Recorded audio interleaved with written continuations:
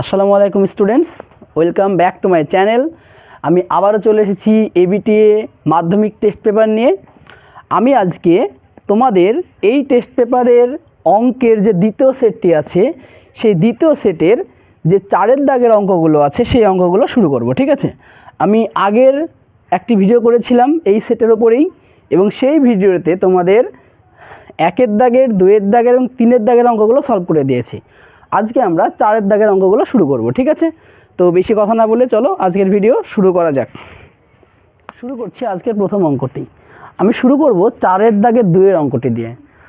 4 দাগের 1 অঙ্কটি তোমাদের এখানে ভুল দেওয়া আছে। ঠিক আছে, 4 দাগের 1 অঙ্কটি দেখো কোনো বছর দেওয়া নেই, বলছে বার্ষিক কত হার চক্রবৃদ্ধি সুদে কোনো আসল বছরের সুদে আসলে 27/8 গুণ হবে। এখানে বছরের আগে কোনো একটা বছর দেওয়া থাকতে হতো, 2 বছর, 5 বছর, 8 বছর। ঠিক আছে, এই কারণে এই অঙ্কটি ভুল দেওয়া আছে, সেই কারণে আমি 4 দাগের 1 অঙ্কটি করলাম না। ঠিক আছে, তাই আমি শুরু করছি 4 দাগের দ্বিতীয় অঙ্কটি দিয়ে। বোঝা গেলে কি বললাম? দেখো 4 দাগের দ্বিতীয় অঙ্কটি কি বলেছে? বলেছে কোনো ব্যবসায় এ ও বি এর মূলধনের অনুপাত 3:2। লাভের 5% দান করার পর এ 1197 টাকা লভ্যাংশ পেলে সমগ্র লাভ কত হবে? অর্থাৎ এখানে কি বলেছে? এখানে বলেছে যে এ ও বি এদের যে মূলধনের অনুপাত 3:2 দেওয়া আছে, এবং এদের এই ব্যবসায় যে টাকাটা লাভ হয়েছিল সেই লাভের 5% টাকা তারা কোনো একটা খাতে দান করে দিয়েছে, এবং দান করার পরে যে লাভটা থাকলো ওদের কাছে সেই লাভটা এ ও বি ভাগ করে নিয়েছে, এবং ভাগ করার পর দেখা গিয়েছে যে এ 1197 টাকা পেয়েছে। এবার প্রশ্ন হচ্ছে সমগ্র লাভ কত টাকা ছিল। ঠিক আছে, তো চলো অঙ্কটা শুরু করি। আমি ধরে নিচ্ছি, প্রথমে ধরি সমগ্র লাভ হচ্ছে x টাকা। ঠিক আছে, ধরি সমগ্র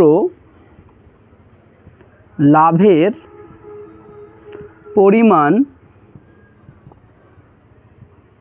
x টাকা। আমি ধরে নিলাম সেই ব্যবসায় মোট লাভ হয়েছিল x টাকা। ঠিক আছে, এবার তোমরা বলো যে এই x টাকা থেকে 5% টাকা কোথাও ওরা দান করে দিয়েছে, তাহলে 5% টাকা দান করার পরে ওদের কাছে কত টাকা অবশিষ্ট থাকলো সেটা আমরা এখন বের করব। ঠিক আছে, অতএব 5% বা লাভের, অতএব লাভের 5% দান করার পর অবশিষ্ট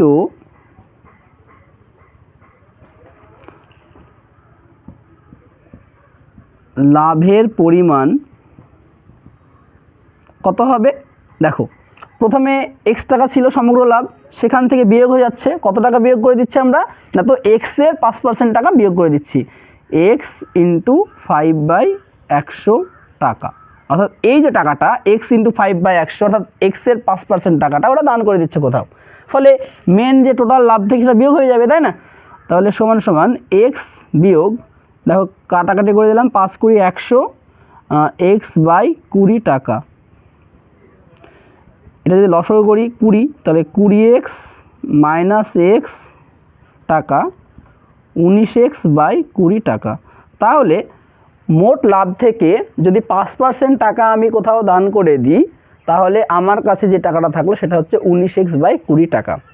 এইবার এই টাকাটা 3:2 অনুপাতে এ ও বি ভাগ করে নিচ্ছে। ঠিক আছে, এবং এ ও বি ভাগ করে নেওয়ার পরে দেখা যাচ্ছে যে এর ভাগে 1197 টাকা পড়লো। তো যেহেতু এখানে এর লভ্যাংশ টাকা দেওয়া আছে, এর লভ্যাংশটা দেওয়া আছে, ঠিক আছে, তাহলে আমরা এর লভ্যাংশই বের করব। তাহলে বলো তোমরা এর লভ্যাংশ কত হবে?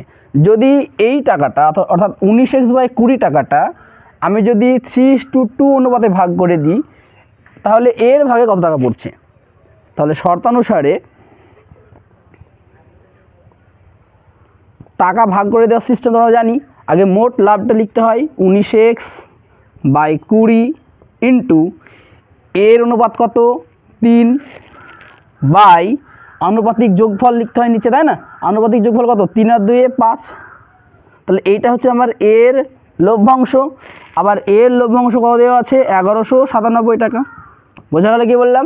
তাহলে এখান থেকে যদি আমি x এর মানটা বের করি, তাহলে আমার সমগ্র লাভ বেরিয়ে যাবে। ঠিক আছে, তো চলো আমরা অঙ্কটা ক্যালকুলেশন করে দিই। 3 × 19 57x ডিভাইড বাই 5 × 100 সমান সমান 1197, বা আমি যদি কোনাকুনি গুণ করে দিই 57x সমান সমান 1197 ইন্টু 100 এইভাবে রেখে দিলাম, বা x সমান সমান 1197 ইন্টু 100 ডিভাইড বাই 57 দিয়ে কাটাকাটি করে দাও, 21 হবে। ঠিক আছে, তোমরা 57 দিয়ে যদি 1197কে ভাগ করো তোমরা দেখবে 21 পাবে তোমরা। ঠিক আছে, তাহলে x সমান কত পেলাম? 2100। তাহলে আমি x কার মান ধরেছিলাম? দেখো সমগ্র লাভের পরিমাণ x টাকা ধরেছিলাম, x এর মান 2100 আসলো, তার মানে কি? তাহলে এই ব্যবসায় সমগ্র লাভ হয়েছিল কত টাকা? 2100 টাকা। উত্তরটা লিখে দাও তোমরা এখানে, আমি উত্তরটা এখানে লিখে দিচ্ছি। অতএব সমগ্র লাভ কত হবে? অতএব সমগ্র লাভ হবে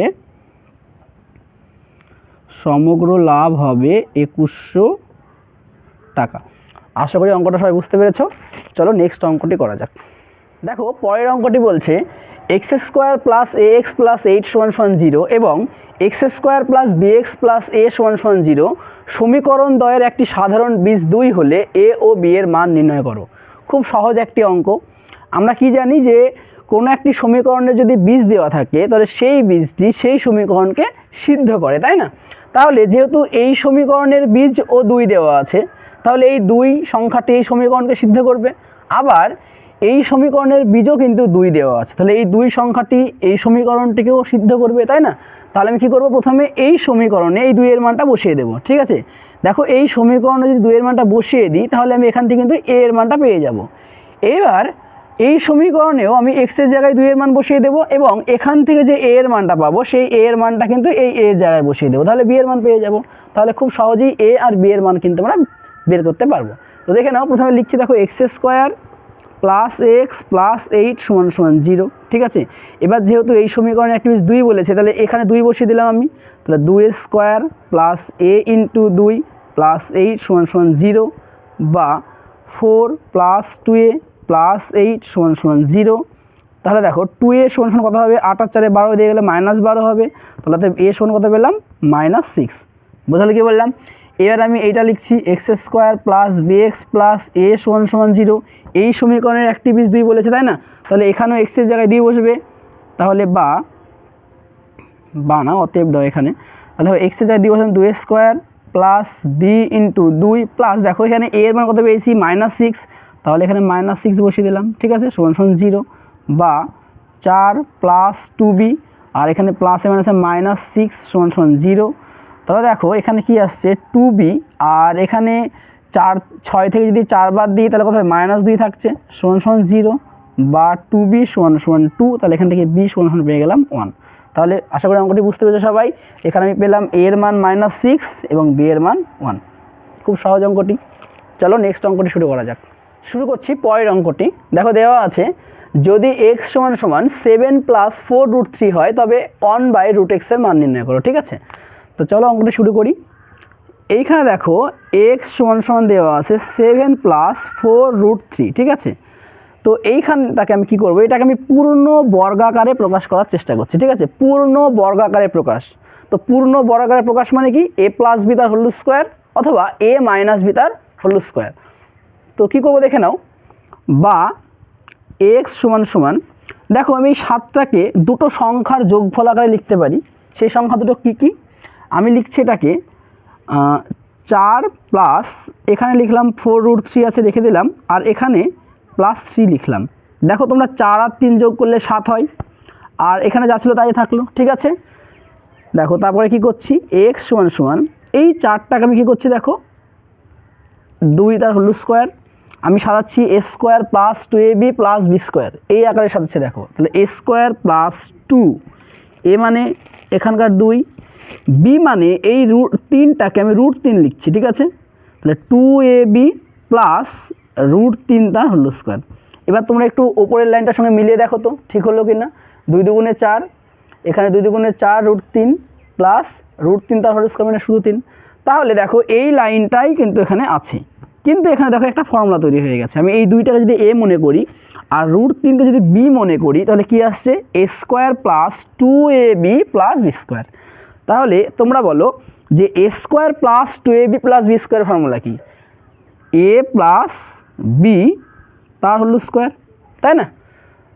এইবার কী করছে দেখে নাও, উভয় দেখো এখানে কি বলেছে 1/√x এর মান বের করতে বলেছে, তাহলে √x আমাকে বের করতে হবে। এখানে তো শুধু x এর মান পেলাম আমি, তাহলে √x এর মান বের করতে হলে কি করতে হবে, দুই পক্ষে বা উভয় পক্ষে কী করতে হবে, রুট নিয়ে আসতে হবে। তাহলে একটা কাজ করছি, দুই সাইডে আমি রুট নিয়ে আসছি, √x = √2 + √3 তার হোল স্কোয়ার। বোঝা গেল কি বললাম? এবার তোমরা বলো রুটের মধ্যে যদি a স্কোয়ার থাকে, বাইরে a বেরোয়, তাই না, কিংবা রুটের মধ্যে যদি 5 স্কোয়ার থাকে, একটা 5 বের হয়ে আসে, তাহলে তোমরা বলো রুটের মধ্যে 2 + √3 তার হোল স্কোয়ার আছে, তাহলে এখান থেকে একটা 2 + √3 পাবো, তাই না?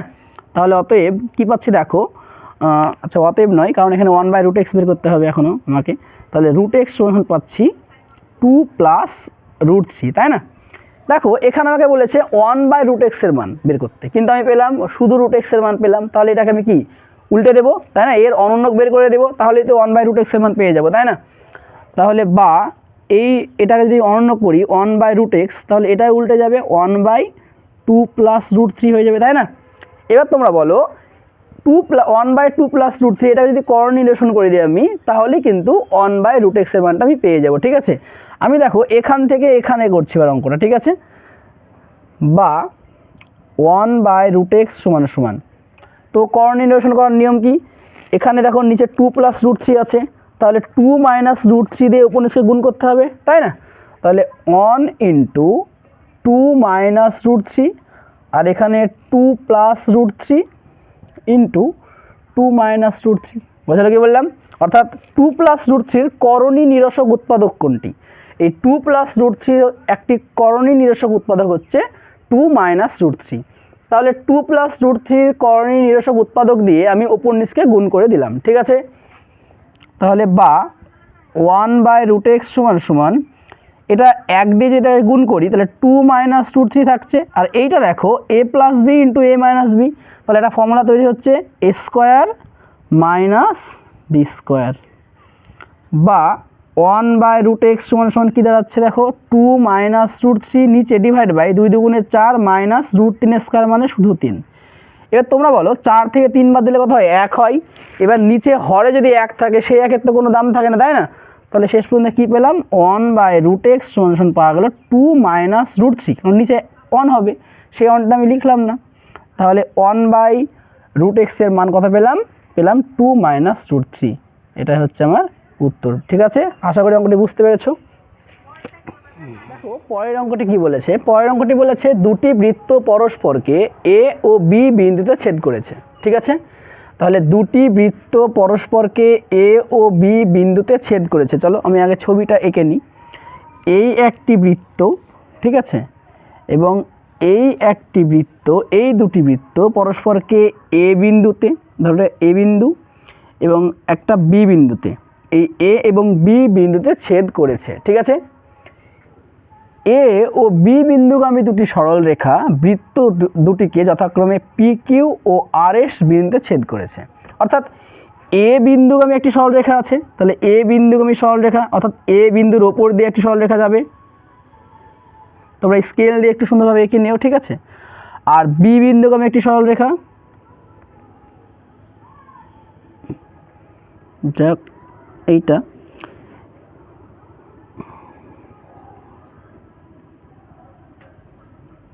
তাহলে a এবং b বিন্দুগামী দুটি সরল রেখা আছে। এখানে দেখো যে সরল রেখা দুটো কি করেছে, প্রথম বৃত্তটাকে PQ বিন্দুতে ছেদ করেছে, অর্থাৎ এটা P বিন্দু এবং এটা Q বিন্দু, আর এটাকে RS বিন্দুতে ছেদ করেছে, এটা R এবং এটা S, ঠিক আছে? বোঝালো কি বললাম? তাহলে কি হলো, প্রথমে বলছে দুটি বৃত্ত পরস্পরকে, দেখো প্রথমে দুটি বৃত্ত অঙ্কন করেছি, যে দুটো বৃত্ত পরস্পরকে a এবং b বিন্দু ছেদ করেছে, ঠিক আছে?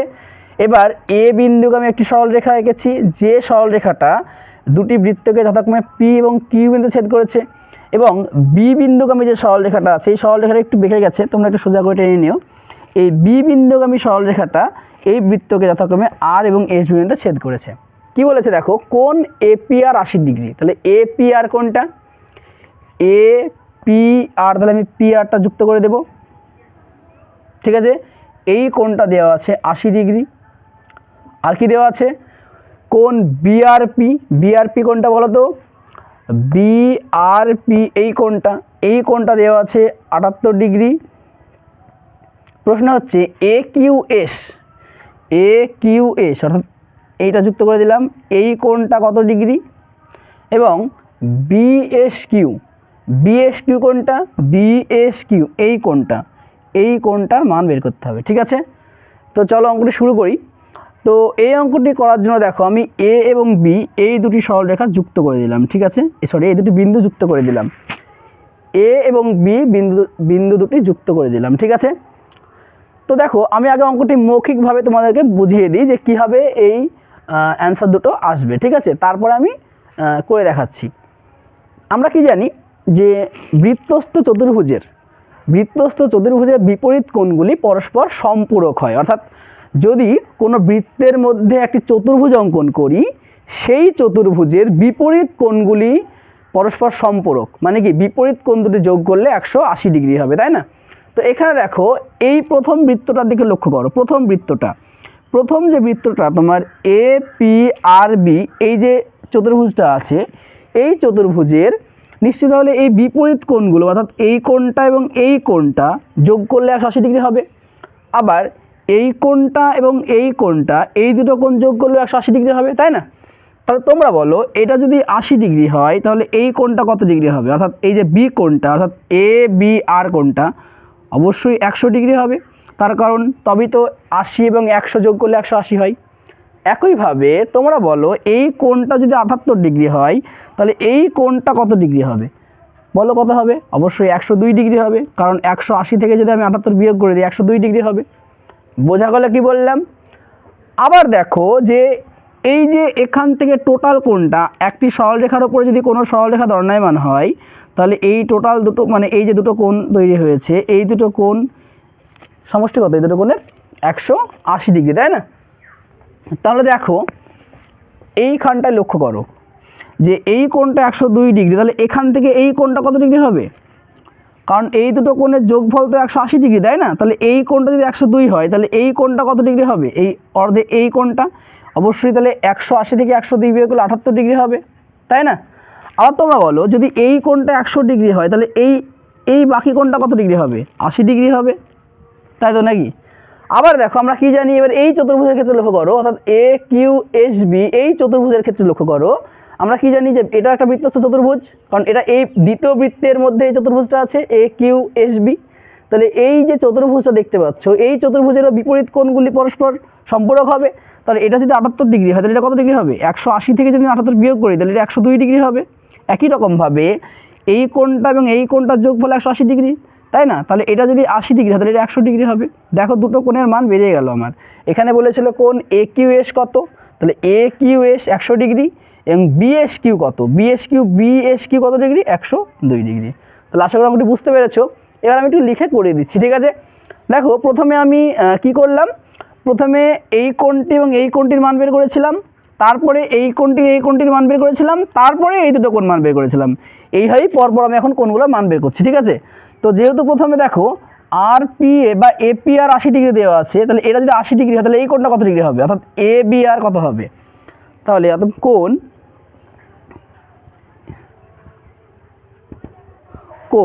এ বি আর সমান 180 ডিগ্রি থেকে আমি 80 ডিগ্রি যদি বিয়োগ করে দিই তাহলে কত হবে? 100 ডিগ্রি। একই রকমভাবে আমি এই কোণটার মান বের করবো। এবার এটার নাম কি? P A B. অতএব কোণ পি এ বি সমান 180 ডিগ্রি থেকে যদি আমি 78 ডিগ্রি বিয়োগ করে দিই তাহলে কিন্তু পেয়ে যাচ্ছে আমি 102 ডিগ্রি। এটা পেলাম, এই দুটো কোণের মান পেয়ে গেলাম, ঠিক আছে? এবার আমি এই দুটো কোণের মান বের করব। দেখো এই কোণের মান কত হবে? দেখো টোটাল এই চতুর্ভুজের নাম, এই কোণের মান কি বলো? কিউ এ বি বা বি এ কিউ নাম এই কোণটির নাম। তাহলে অতএব কোণ বি এ কিউ একই রকমভাবে কী করব? 180 ডিগ্রি থেকে 102 ডিগ্রি বিয়োগ করে দেব, তাই তো? কত হবে? 78 ডিগ্রি হবে। অতএব একই রকমভাবে এই কোণটার মান বের করব। এ বি এস কোণ এ বি এস 180 থেকে বিয়োগ করে দেব কত? এটা 100 ডিগ্রি বিয়োগ করে দেব, তাহলে কত পেলাম? 80 ডিগ্রি পেলাম। এইবার কিন্তু আমাকে যে দুটো কোণের মান বের করতে বলেছে সেই দুটো কোণের মান বের করে দেবো। তাহলে এই কোণটার মান কত, এ কিউ এস বের করতে বলেছিল, তাহলে অতএব কোণ এ কিউ এস একই রকমভাবে 180 থেকে বিয়োগ যাবে এই 80 ডিগ্রি, তাহলে হবে কত 100 ডিগ্রি। আবার বলেছিল বিএস কিউ কত, বিএস কিউ, তাহলে বিএস কিউ অতএব কোণ বিএস কিউ একই রকমভাবে আমি কী করব 180 থেকে বিয়োগ করে দেব 180 ডিগ্রি থেকে এর বিপরীত কোণটা কত, বিএস কিউ এর বিপরীত কোণ 78 ডিগ্রি, তাহলে 78 ডিগ্রি বিয়োগ করে দিলাম, পেলাম 102 ডিগ্রি। তাহলে এই দুটো কোণের মান আমাকে বের করতে বলেছিল, বেরিয়ে গেল। আশা করি অঙ্কটি বুঝতে পেরেছো। শুরু করছি পরের অঙ্কটি। বলছে ও কেন্দ্রীয় বৃত্তের এবি একটি জ্যা, বি বিন্দুতে অঙ্কিত স্পর্শক বর্ধিত এডিকে টি বিন্দুতে ছেদ করেছে। যদি বিএটি, ঠিক আছে, যদি কোণ বিএটি সমান সমান 25 ডিগ্রি হয় তবে কোণ বিটি এর মান কত? ঠিক আছে, তো প্রথমে ছবিটি অঙ্কন করে নিচ্ছি। দেখো বলছে ও কেন্দ্রীয় বৃত্তের এবি একটি জ্যা, তো চলো একটি ও কেন্দ্রীয় বৃত্ত অঙ্কন করে নিচ্ছি। এ একটি ও কেন্দ্রীয় বৃত্ত, ঠিক আছে, একটু বড় করে আঁকাই। তাহলে এ একটি ও কেন্দ্রীয় বৃত্ত যার এ বি জ্যা, বেশ এই পর্যন্ত হলো। তারপরে কি বলেছে, বি বিন্দুতে অঙ্কিত স্পর্শক, তাহলে বি বিন্দুতে একটা স্পর্শক অঙ্কন করে নাও। ঠিক আছে, বি বিন্দুতে অঙ্কিত স্পর্শক কি বলেছে, বর্ধিত এডিকে, তাহলে এডি কোথায় আছে, চলো এডি অঙ্কন করে নিচ্ছি।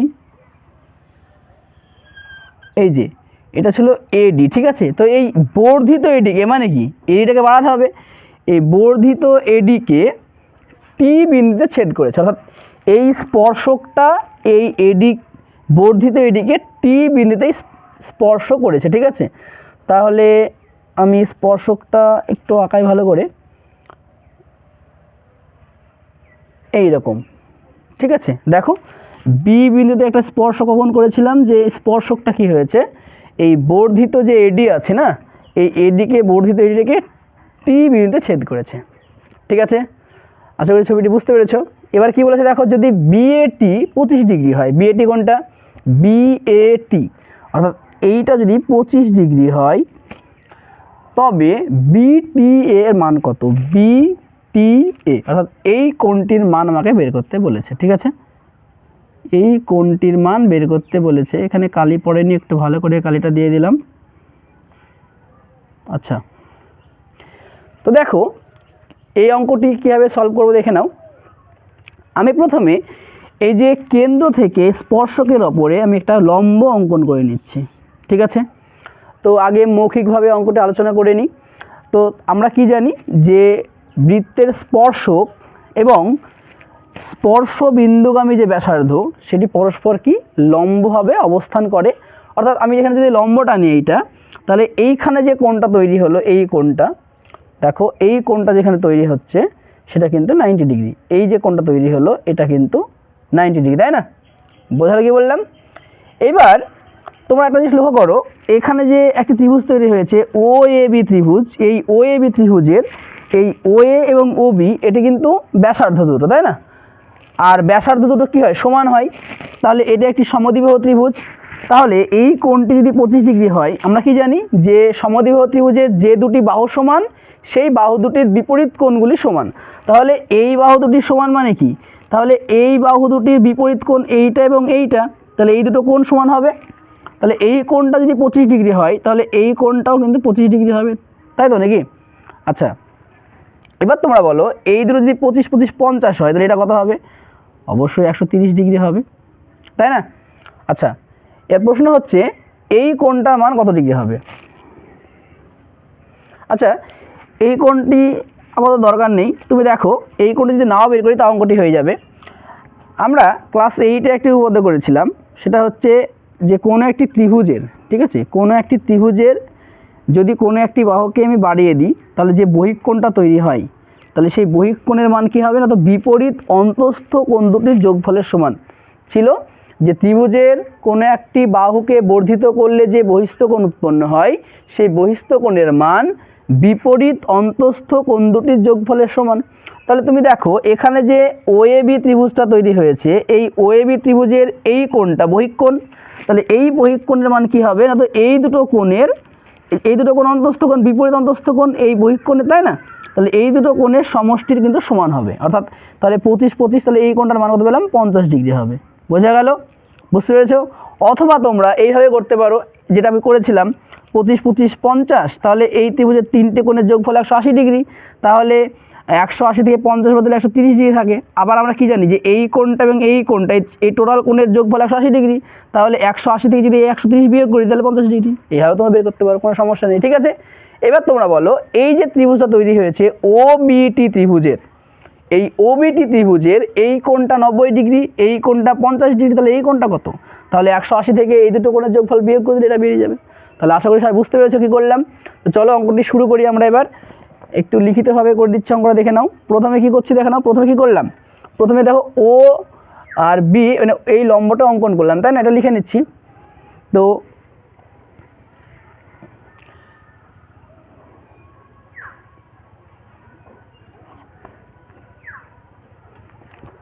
ও কেন্দ্রীয় বৃত্তের এবি একটি জ্যা, ঠিক আছে? অতএব লিখো এবং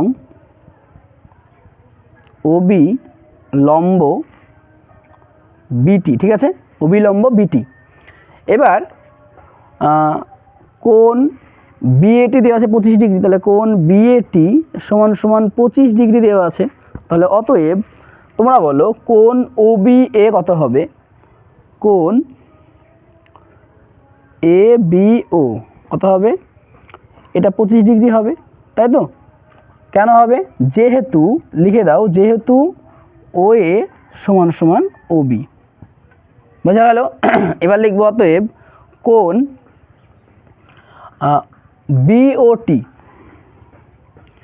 কোণ বিওটি কত হবে না, তো আমরা কি জানি, ওই তো একই রকমভাবে করবো যে 25 25 যোগ করে দেবো, কিংবা তোমরা আবার 180 থেকে বিয়োগ করে 130 বের করে তারপরে 180 থেকে বিয়োগ করতে পারো, ঠিক আছে? যেটা আমি বললাম। তাহলে 25 ডিগ্রি প্লাস 25 ডিগ্রি সমান সমান 50 ডিগ্রি, ঠিক আছে? এবার লিখবো ত্রিভুজ ওবিটি এর কোণ, কার মান চেয়েছে? বিটি এর মান চেয়েছে। তাহলে বিটি এ সমান সমান কত ডিগ্রি হবে? 180 degree minus 50 degree plus 90 degree. তাহলে 180 ডিগ্রি থেকে বিয়োগ করছি 140 ডিগ্রি সমান সমান 40 ডিগ্রি, ঠিক আছে? এখানে তোমরা লিখতে পারো ওবি লম্ব বিটি, অর্থাৎ এর পাশে এটা লিখে দিতে পারো, অর্থাৎ কোণ ওবিটি, অর্থাৎ কোণ ওবিটি সমান সমান 90 ডিগ্রি, এটা লিখতে পারো, ঠিক আছে?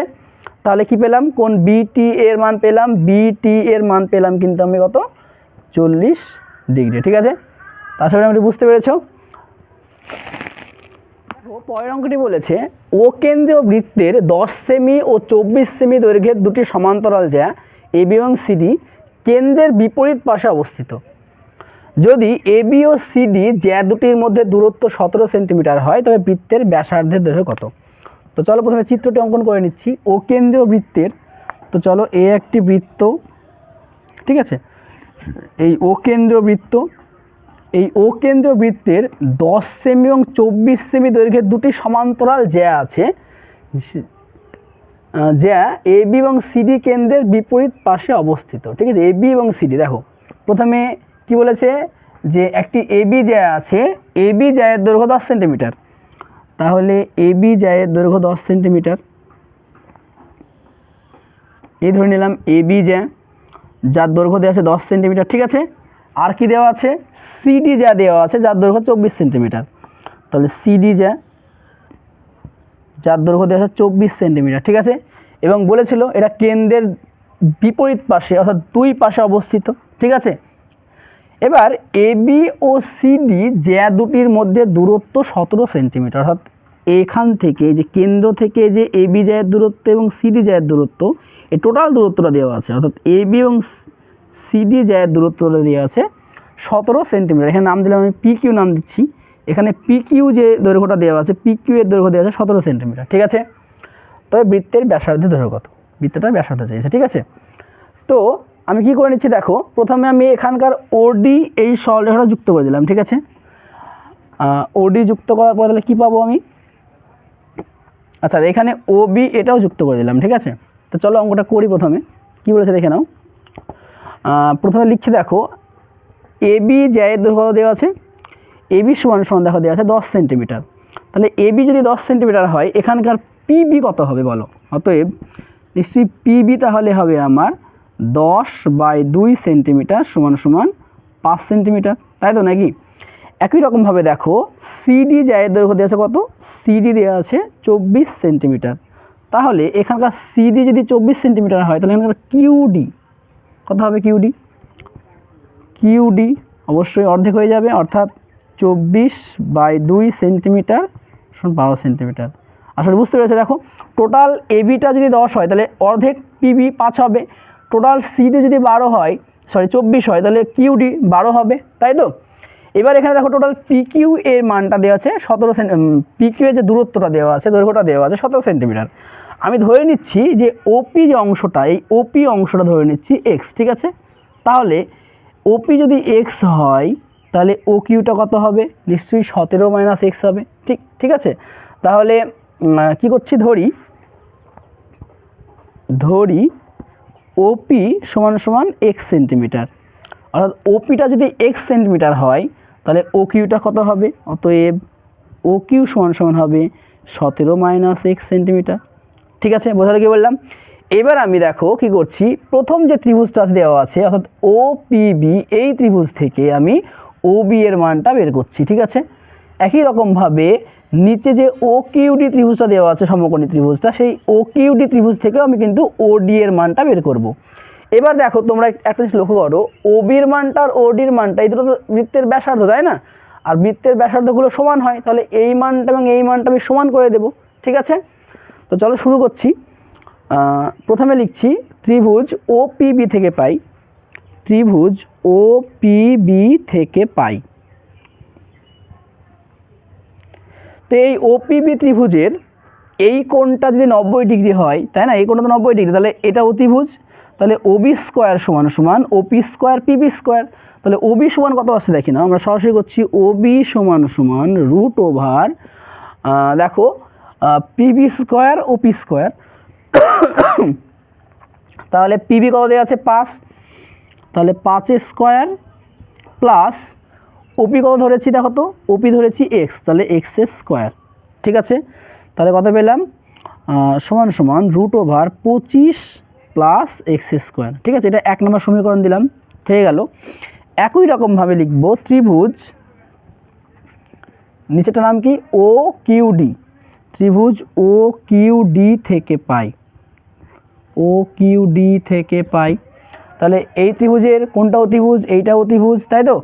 তাহলে ওডি, অতএব ওডি সমান সমান কী হবে, √over O Q square QD square. তাহলে ও কিউ কত দেওয়া আছে দেখো, ও কিউ কত দেওয়া আছে, ও কিউ 17 - এক্স তার হোল স্কোয়ার, তাহলে 17 - এক্স তার হোল স্কোয়ার প্লাস কিউডি কত দেওয়া আছে, কিউডি পেয়েছি 12, তাহলে 12 তার হোল স্কোয়ার। চলো কত আসছে দেখে নিই। দেখো এটা এ মাইনাস বি তার হোল স্কোয়ার, তাই না। তাহলে A square minus 2ab plus B square, আর 12 12 144 সমান সমান √ওভার 17 17 289 minus 17 2 34 X plus x square plus 144, যোগ বিয়োগ করে নাও।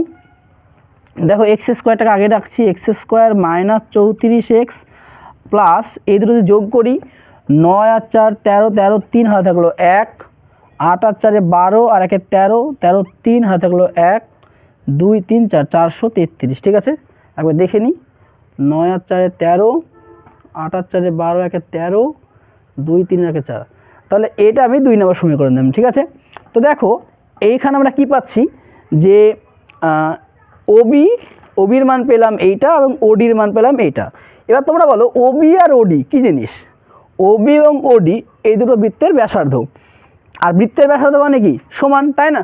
তাহলে এখানকার 1 এবং 2 নম্বর সমীকরণ আমি সমান করে দিচ্ছি, ঠিক আছে। আমি জায়গা নেই তাই ওপরটা মুছে দিলাম।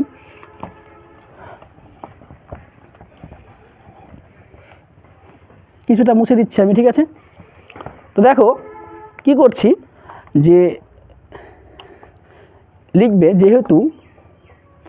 যেহেতু ওবি সমান সমান ওডি, অতএব root over 25 plus x square সমান সমান root over x square minus 34x plus 433, ঠিক আছে। উভয় পক্ষকে বর্গ করে পাই, উভয় পক্ষকে যদি স্কোয়ার করে দিই, বর্গ করে দিই, তাহলে রুট ওভারটা উঠে যাবে। তাহলে 25 প্লাস এক্স স্কোয়ার সমান সমান x square minus 34x plus 433, এখানে লিখে দেবে স্কোয়ারিং বোথ সাইড, অর্থাৎ উভয় পক্ষকে বর্গ করে পাই, উভয় পক্ষকে বর্গ করে পাই, ঠিক আছে। তো দেখো এক্স স্কোয়ার কেটে গেল, আমি মাইনাস 34x এদিকে নিয়ে আসলে কত হবে, প্লাস 34x হবে, আর 433 প্লাস 25 এই দুটো যোগ করে দাও তোমরা, কত হবে দেখে নাও। এক্স সমান সমান কত হবে তাহলে, 5 আর 3 8, 3 আর 2 5, 458/34, 458কে 34 দিয়ে তোমরা ভাগ করে দাও, দেখো কত হবে। দেখো এইখানে একটা জায়গায় একটু ভুল হয়ে গেছে, এই প্লাস 25 যদি ওইদিকে নিয়ে যাই তাহলে এখানে মাইনাস 25 হবে, ঠিক আছে, এখানে মাইনাস 25 হবে। তাহলে 433 থেকে 25কে বিয়োগ করে দাও, 433 থেকে যদি 25কে বিয়োগ করে দিই তাহলে 8 5 13, 3 0 408 হবে, ঠিক আছে। 408 ডিভাইড বাই কত, 34, তাহলে 34 থেকে ভাগ করে দাও, কত হবে, 34 থেকে 34, তাহলে কত থাকবে 6 থাকবে 68, 34 দুগুণে 68, 12, তাহলে এক্স কত পেলাম, এক্স 12 পেলাম, ঠিক আছে। কিন্তু আমাকে বের করতে বলেছে বৃত্তের ব্যাসার্ধ কত, অর্থাৎ ওবির মান অথবা ওডির মান বের করতে হবে। আমি দেখো এই যে ওবি সমান সমান 1 নম্বর সমীকরণে এক্স এর জায়গায় যদি এক্স এর মানটা বসিয়ে দিই তাহলে ওবির মান পেয়ে যাব, আর ওবিটাই হচ্ছে বৃত্তের ব্যাসার্ধ, তাই না। তাহলে আমি এখানে লিখছি 1 নম্বর সমীকরণ থেকে পাই, ঠিক আছে, 1 নম্বর সমীকরণ থেকে পাই, বা 1 নম্বর থেকে পাই, কী পাবো বলো তো 1 নম্বর থেকে, দেখো ওবি সমান সমান, দেখো রুট ওভার 25 প্লাস এখানে এক্স এর জায়গায় কত বসাবো 12, তাহলে 12 স্কোয়ার, তাই তো, সমান সমান রুট ওভার 25 প্লাস 12 12 144 সমান রুট ওভার, দেখো যোগ করলে কত হবে, 5 আর 4 9, 6 169 13, তাহলে ওবি সমান কত পেলাম, ওবি সমান 13 পেয়ে গেলাম। তাহলে বৃত্তটির ব্যাসার্ধ পেয়ে গেলাম আমি 13 সেন্টিমিটার। তোমরা একটু অঙ্কটি ভালো করে বুঝে নিও, জায়গার হবে অনেক জায়গায় করা হয়ে গেল অঙ্কটা, ঠিক আছে। প্রথম থেকে অঙ্কটি আরও একবার দেখে নাও, তাহলে ভালোভাবে বুঝতে পারবে। চলো নেক্সট অঙ্কটি শুরু করা যাক। শুরু করছি পরের অঙ্কটি। দেখো দেওয়া আছে একটি 4√2 সেমি ব্যাসার্ধ বিশিষ্ট ধাতব গোলক থেকে বৃহত্তম যে ঘনকটি কেটে নেওয়া যায় তার আয়তন নির্ণয় করো। দেখো এখানে একটি ধাতব গোলক দেওয়া আছে, তোমরা একটা জিনিস ভালো করে লক্ষ্য করো, এই ধাতব গোলক থেকে আমি সব থেকে বড় যে ঘনকটি কেটে নিতে পারবো, সেই ঘনকের যেটা কর্ণের দৈর্ঘ্য হবে, সেই কর্ণের দৈর্ঘ্যটা কিন্তু এই যে বৃত্তটা বা গোলকটি দেওয়া আছে এই গোলকটির কিন্তু ব্যাস হবে, তাই না। বোঝালে কি বললাম, অর্থাৎ এই গোলকটির ব্যাস যেটা হবে সেটা কিন্তু এই গোলক থেকে আমি সব থেকে বড় যে ঘনকটি কেটে নিতে পারবো তার কর্ণের দৈর্ঘ্যের সঙ্গে সমান হবে। তাহলে আমি যদি ধরি ঘনকটির প্রতিটি বাহুর দৈর্ঘ্য a সেন্টিমিটার, আমি ধরে নিলাম ঘনকটির প্রতিটি বাহুর দৈর্ঘ্য a সেন্টিমিটার, তাহলে আমি কি বললাম যে ঘনকটির যেটা কর্ণের দৈর্ঘ্য সেটাই হবে এই গোলকটির ব্যাস, তাই না। তাহলে ঘনকের কর্ণের দৈর্ঘ্যের ফর্মুলা কি না, তো বাহু ইন্টু √3, তাহলে a√3, কারণ বাহুটা আমি a ধরেছি, সমান সমান এই গোলকটির ব্যাস, তাই না। এই ধাতব গোলকটির ব্যাস কত হবে, দেখো ব্যাসার্ধ দেওয়া আছে 4√2 সেন্টিমিটার ব্যাসার্ধ দেওয়া আছে, তাহলে ব্যাসার্ধকে 2 দিয়ে গুণ করে দেবো, তাহলে 4√2 × 2, বোঝালো কি বললাম। এবার দেখো এখান থেকে আমি এর মানটা বের করে নিচ্ছি, বা a সমান সমান 4 দুগুণে 8√2/√3, তাহলে আমি এখান থেকে a পেয়ে গেলাম। কি চেয়েছে, ঘনকটির আয়তন চেয়েছে, তাহলে অতএব ঘনকটির আয়তন কত হবে, তো বাহুর কিউব, অর্থাৎ 8√2/√3, তার কিউব। ঠিক আছে, তাহলে দেখো এটা যদি গুণ করি, 3টে 8কে গুণ করব, তাহলে 8 8 64, 64-র সঙ্গে যদি 8 গুণ করে দিই তাহলে 4 8 32, 3 6 48, 49 50 51 512, এবং 3টে রুট 2 থেকে কী আসবে দেখো, একটা 2 আসবে, আর মানে 2 √2 আসবে এক কথায়, তাহলে 2 2 4, 2 1 2, 1024, তাহলে উপরে পেলাম দেখো 1024, আর একটা √2 থেকে যাবে, তাই না? ডিভাইড বাই √3-এর কিউব কত হবে, 3√3, তাই না? এবার দেখো আমি কি করছি, তোমরা এখানে লিখে দাও ঘন সেন্টিমিটার, ঘন সেমি। তো আমরা কি জানি, নিচে যদি হরে কোনো করণী পার্ট থাকে তাহলে এটাকে করণীয়ন করে দেবো, তাহলে 1024 √2, √3 আছে, তাহলে 19কে √3 দিয়ে গুণ করে দাও, 3√3 × √3, তাহলে কত দাঁড়াচ্ছে, এত ঘন সেমি। 1024 √3 2 6 ডিভাইড বাই দেখো √3 একটা 3, আর 3 3 গুণ করলে 9, অর্থাৎ 1024 √6 ঘন বাই 9 ঘন সেমি। ঠিক আছে, তোমরা এখানে একটা জিনিস লিখে দিতে পারো এই ব্র্যাকেটে, যেহেতু ঘনকের কর্ণ সমান সমান গোলকের ব্যাস। ঠিক আছে, গোলকের ব্যাস, এই কারণে আমি এটাকে কিন্তু সমান করে দিলাম। ঠিক আছে, তো আশা করি অঙ্কটি বুঝতে পেরেছো সবাই। চলো নেক্সট অঙ্কটি করা যাক। পরের অঙ্কটি বলছে 2 মুখ খোলা লোহার তৈরি লম্ববৃত্তাকার চোঙের উচ্চতা 35 সেন্টিমিটার, সেই চোঙটির বহির্ব্যাস দেওয়া আছে 12 সেমি এবং অন্তর্ব্যাস 10 সেমি, তাহলে চোঙটিতে কত ঘন সেমি লোহা আছে, তাই তো? আচ্ছা, একটি চোঙের যদি অন্তর্ব্যাসার্ধ এবং বহির্ব্যাসার্ধ দেওয়া থাকে তাহলে সেই চোঙটির আয়তন বের করার ফর্মুলা কি হয়?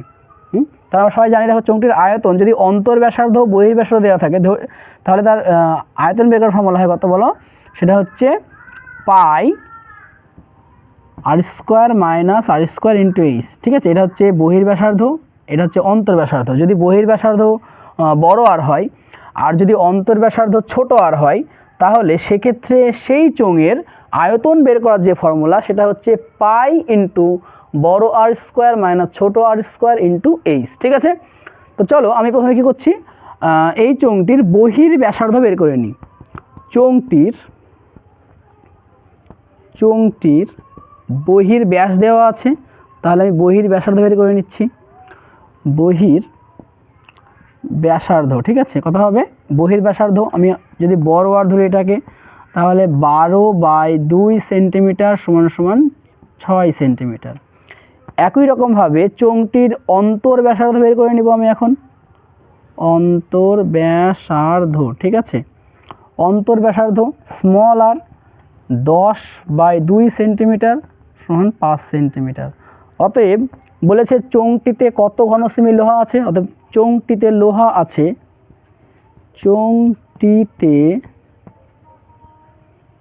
লোহা আছে, ফর্মুলা কি বললাম, পাই ইন্টু বড় r² - ছোট r² × h ঘন সেমি।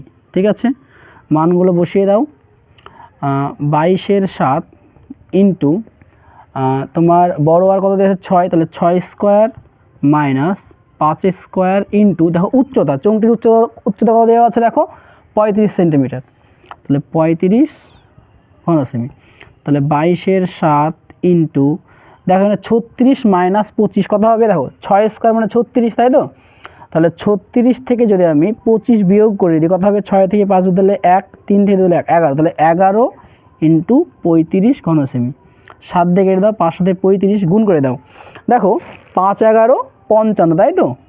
দেখো 5 11 55, 55কে 22 দিয়ে গুণ করে দাও, 5 2 10, 5 2 10 11 ইন্টু 5 2 10, 5 2 10 11, 0 1 2, 1210 ঘন সেমি। তাহলে চোঙটিতে লোহা আছে 1210 ঘন সেন্টিমিটার। আসলে অঙ্কটি বুঝতে পেরেছ? চলো নেক্সট অঙ্কটি শুরু করা যাক। শুরু করছি 4-এর দাগে 10-এর অঙ্কটি। বলেছে এ ও বি দুটি পরস্পর পূরক কোণ। তাহলে পূরক কোণ কাকে বলে? দুটি কোণের সমষ্টি যদি 90 ডিগ্রি হয় তাহলে সেই দুটি কোণকে পরস্পর পূরক কোণ বলা হয়, তাই না? তাহলে এখানে যেহেতু বলেছে এ আর বি দুটি পরস্পর পূরক কোণ, তাহলে কোণ এ আর কোণ বি এই দুটো কোণের সমষ্টি 90 ডিগ্রি হবে, তাই না? আমি এখান থেকে কোণ বি এর মানটা বের করে রাখলাম।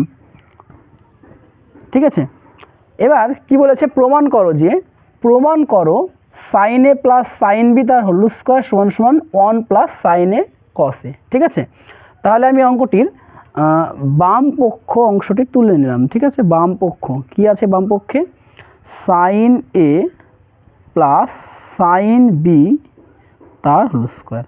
তাহলে তোমরা বলো এ প্লাস বি তার হোল স্কোয়ার সূত্র কি, A square plus 2ab plus B square, তাই তো।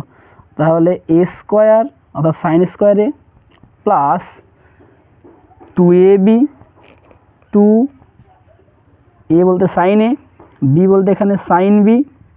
ঠিক আছে, A square plus 2ab plus B square অর্থাৎ সাইন স্কোয়ার বি। ঠিক আছে, বোঝা গেল কি বললাম। এইবার আমি যেখানে যেখানে বি আছে, বি এর জায়গায় আমি 90 ডিগ্রি মাইনাস এ লিখে দেবো। ঠিক আছে, তাহলে sine square A plus 2 sine A into sign, দেখো সাইন এই বি এর জায়গায় লিখতে পারি আমরা 90 ডিগ্রি মাইনাস এ, প্লাস এখানেও তাই সাইন স্কোয়ার বি এর জায়গায় লিখতে পারি 90 ডিগ্রি মাইনাস এ। এবার আমরা কি জানি যে sine 90 degree minus theta, sine 90 degree minus theta মানে হয় কস থিটা, তাই না। তাহলে sine square A plus 2 sine A, এবার তোমরা বলো সাইন 90 ডিগ্রি মাইনাস থিটা মানে কস থিটা, তাহলে কস এ হবে এখানে, প্লাস এখানে কি হবে সাইন স্কোয়ার 90 ডিগ্রি মাইনাস এ মানে কত, কস স্কোয়ার হয়ে যাবে, এটা কস স্কোয়ার এ হয়ে যাবে। এবার এই সাইন স্কোয়ারে এবং কস স্কোয়ারে আমি পাশাপাশি যদি রাখি, সাইন স্কোয়ারে প্লাস কস স্কোয়ারে প্লাস 2 সাইন এ কস এ। ঠিক আছে, আমরা কি জানি sine square theta plus cos square থিটার মান কত 1, তাহলে এখান থেকে এটার যে মান সেটার মান 1 হয়ে গেল, তাহলে 1 প্লাস 2 সাইন এ কস ই। দেখো ডান পক্ষে আমার কী দেওয়া আছে 1 প্লাস 2 সাইন এ কস এ, তাহলে 1 প্লাস 2 সাইন এ কস এ প্রমাণিত হয়ে গেল, সমান সমান ডান পক্ষ প্রমাণিত। খুব সহজ একটি অঙ্ক, আশা করি বুঝতে পেরেছো সবাই। চলো নেক্সট অঙ্কটি শুরু করছি 4 দাগের 11 অঙ্কটি। কি বলেছে, কস এ প্লাস সেক এ সমান সমান 2 হলে cos to the power 4a plus sine to the power 4a সমান সমান কত। ঠিক আছে, তাহলে আমাকে দেওয়া আছে কস এ প্লাস সেক এ সমান সমান 2, আমি সেইটা লিখে নিচ্ছি, কস এ প্লাস সেক এ সমান সমান 2। ঠিক আছে, বা কস এ, এবার দেখো সেক মানে কি 1/cos, তাহলে সেক এ মানে 1/cos এ সমান সমান 2, তাই তো। তাহলে বা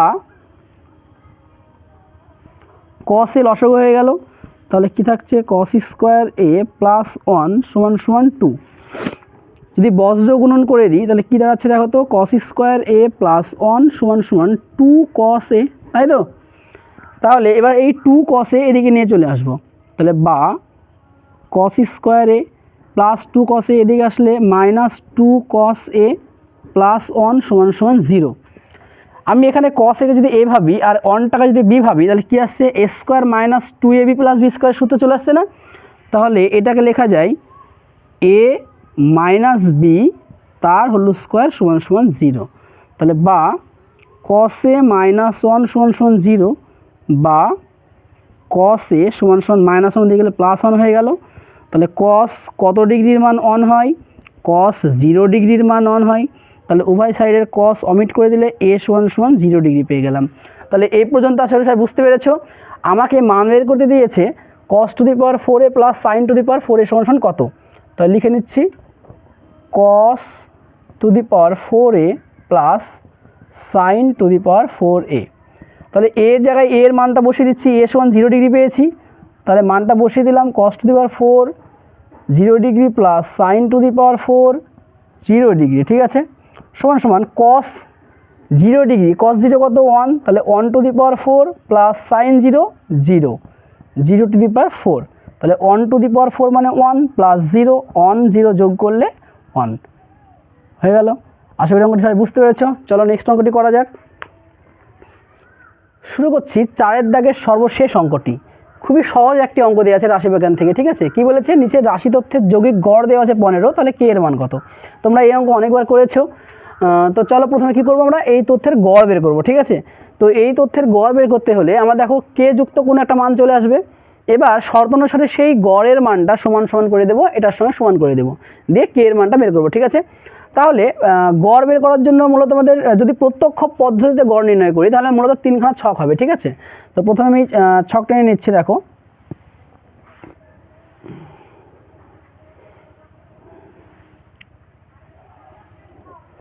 ঠিক আছে, 3টে ছক টেনে নিলাম। প্রথমে আমি এখানে কি লিখছি, দেখো প্রথমে লিখছি চল, তারপরে দেওয়া আছে পরিসংখ্যা। ঠিক আছে, পরিসংখ্যা আমার এই চল রাশিটা xi, ঠিক আছে, পরিসংখ্যা আমার fi, তাই তো, আর এটা হচ্ছে xi fi। তাহলে কি আছে, চল 5 দেওয়া আছে, প্রথমে 10 দেওয়া আছে, 15 দেওয়া আছে, 20 দেওয়া আছে, আর 25 দেওয়া আছে। ঠিক আছে, এবার চলো পরিসংখ্যাগুলো লিখে নিই। 6 কে 6 10 5। এবার এটা xi fi মানে এই দুটো গুণ হবে, তাই না, 5 6 30, 10কে 6 15 কত হয় 90, 5 6 30, 6কে 6 আর 3 9, 20 10 200, 5 25 125। ঠিক আছে, এখানে লিখে নেব সামেশান fi কত হবে, যোগ করে দাও সব। 6 আর 6 12, 12 আর 10 22, 22 আর 5 27, তাহলে 27 প্লাস কে, তাই তো 27। আর এখানে সামেশান fi xi কত হবে, যোগ করে দাও 200 আর 125 325, 325 415, 415 445, তাহলে এটা আসছে 445 প্লাস 10k। আরেকবার দেখে নাও, 200 325, 325 আর 100 কত হবে 425, মানে 415, 415 আর 30 যোগ করলে 445। ঠিক আছে, শর্তানুসারে কী হবে, শর্তানুসারে বলো, আমরা গড় নির্ণয় করার ফর্মুলা কি না, তো summation fi xi by summation fi সমান সমান গড় হয়, তাই না, গড় কত দেওয়া আছে 15, মানগুলো বসিয়ে দাও, বা 445 plus 10k divide by 27 plus K সমান সমান 15। ঠিক আছে, তো এবার কোনাকুনি গুণ করে দাও, কত হবে কোনাকুনি গুণ করলে 445 প্লাস 10k সমান সমান 27কে 15 দিয়ে গুণ করে দাও, 27 15 কত হবে 5 7 35, 35 5 হাতে গেলো 3, 5 দুগুণে 10 আর 3 13, গুণ 7 1 7 2 1 2, 5 7 3 10 10 গুণ থাকলে 1 2 3 4 405, তাহলে 405 প্লাস 15k। ঠিক আছে,